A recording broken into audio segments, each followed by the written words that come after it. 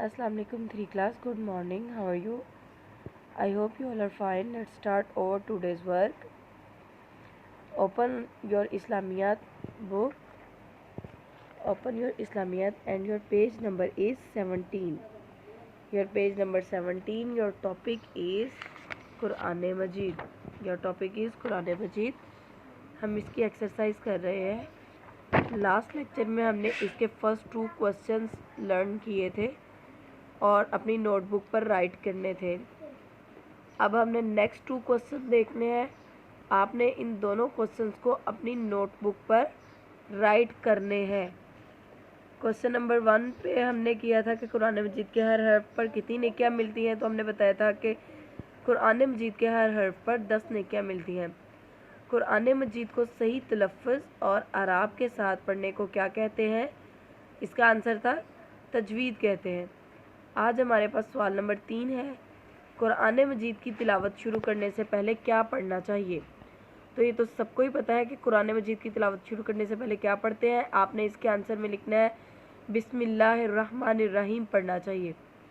Notebook पे आपने 19 सवालों के नीचे ये जो सवाल लिखना है, कुरान मजीद की तिलावत शुरू करने से पहले क्या पढ़ना चाहिए, और इसका जवाब है कि बिस्मिल्लाहिर्रहमानिर्रहीम पढ़नी चाहिए। नेक्स्ट आप नंबरिंग देंगे सवाल नंबर 4 की। क्या कुरान मजीद पढ़ते वक्त इधर उधर की बातें भी करते रहना चाहिए?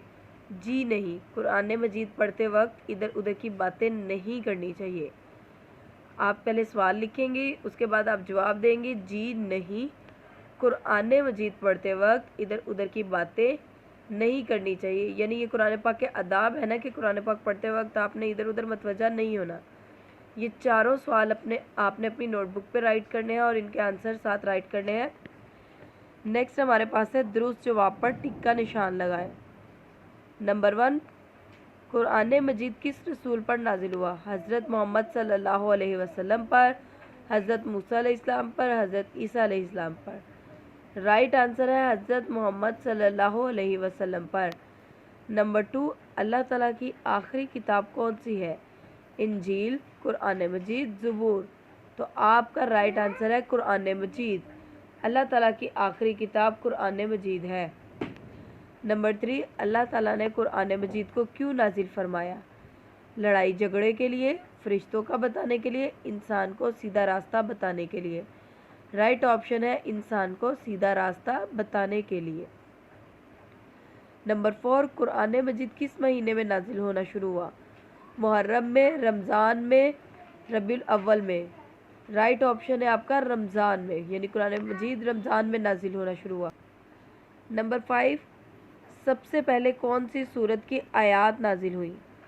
सूरतुल फातिहा, सूरतुल बकरा, सूरतुल अलग। तो इसका राइट ऑप्शन है सूरतुल अलग, यानी सबसे पहले सूरतुल अलग की पहली 5 आयात नाजिल हुई थी। नंबर 6, कुरान मजीद के अल्फाज से बनने वाले छोटे टुकड़े को क्या कहते हैं? सूरत, आयत, जुमले।